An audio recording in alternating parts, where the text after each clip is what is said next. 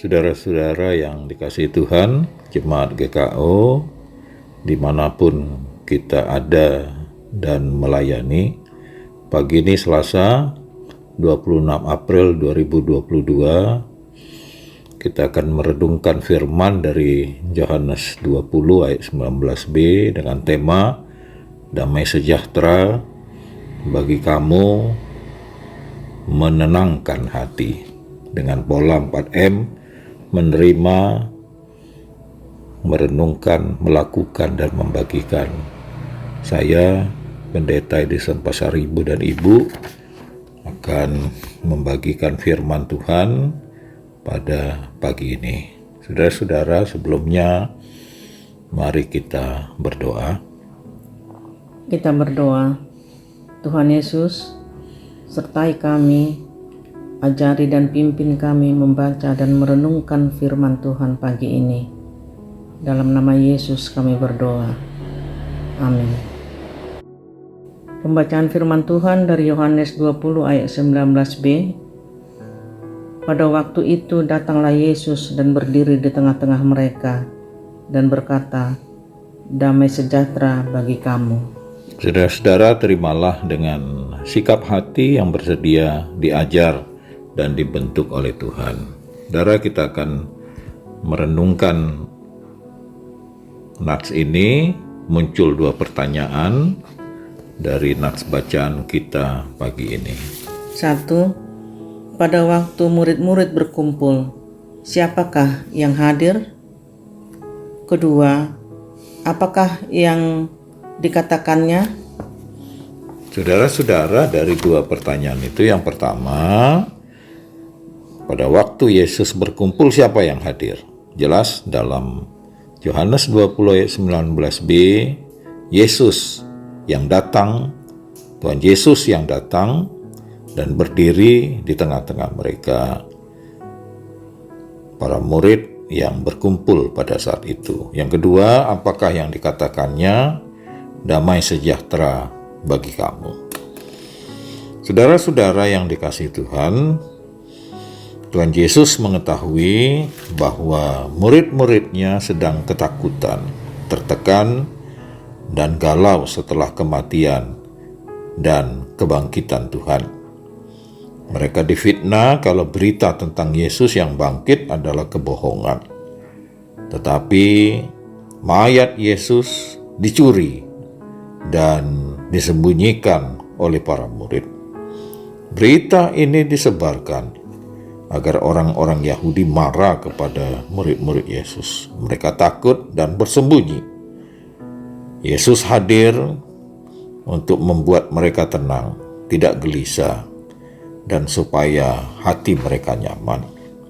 Perkataan Tuhan Yesus, "Damai sejahtera bagi kamu," merupakan pernyataan dan kuasa yang membuat para murid tenang, tidak gelisah, dan gentar hati. Kehadiran Yesus di tengah-tengah mereka punya makna, agar mereka jangan kehilangan fokus pada Yesus yang bangkit, jadi bukan kepada orang Yahudi. Mereka telah dipilih menjadi murid dan diutus untuk bersaksi pada banyak orang. Dan Yesus menepati janjinya akan menyertai murid-muridnya senantiasa kepada akhir zaman. Tuhan Yesus tidak pernah membiarkan para murid berjalan sendirian. Karena itu Yesus memberi kuasa melalui Roh Kudus yang membangkitkan kekuatan, kasih, dan ketertiban, bukan ketakutan, bersembunyi, dan meninggalkan tugas-tugasnya.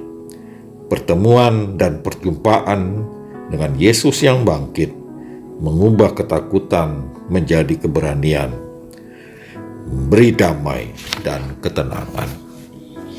Saudara-saudara, setelah kita merenungkan firman Tuhan, menjadi pertanyaan juga bagi kita.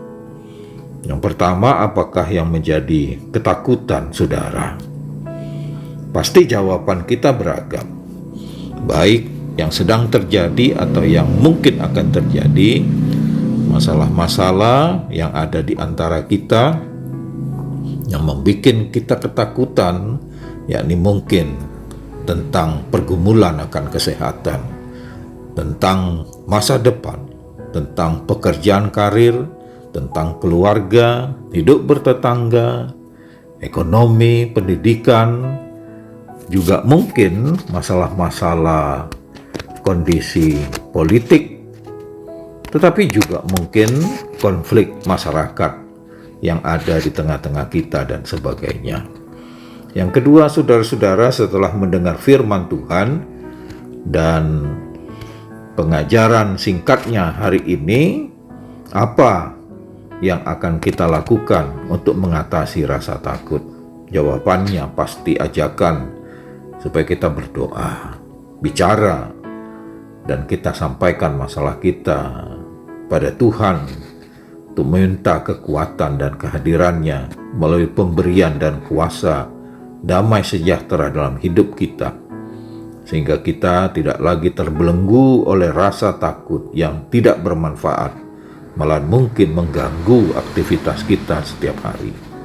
Pertemuan dengan Yesus kiranya mengubah rasa takut menjadi berani dan sukacita, galau menjadi tenang, dan Yesus beserta kita dan tidak pernah membiarkan kita berjalan sendirian.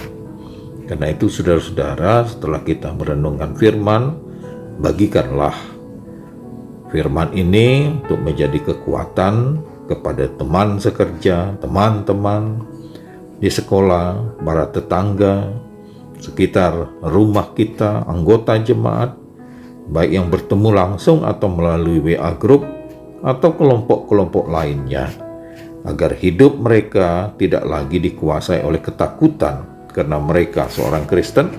Sebaliknya, supaya mereka tetap semangat dan hidup dalam sukacita dan damai sejahtera Allah setiap hari. Salam. Saudara-saudara, mari kita berdoa. Terima kasih untuk firman Tuhan pagi ini. Ajari kami untuk tetap setia memberitakan firman Tuhan dalam hidup kami setiap hari, walaupun penuh pergumulan, tapi kami percaya Tuhan menyertai kami. Makasih Tuhan, ini doa kami. Amin.